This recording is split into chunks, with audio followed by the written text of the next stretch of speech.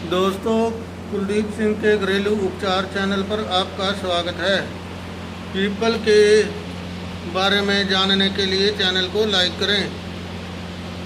खांसी में 40 millilitre people छाल क्वाथ या 10 मिलीलीटर सरस को दिन में 3 बार देने से कुकुर खांसी में लाभ होता है।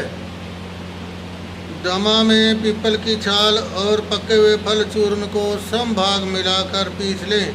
आधा चम्मच की मात्रा दिन में 3 बार सेवन करने से दमे में लाभ होता है।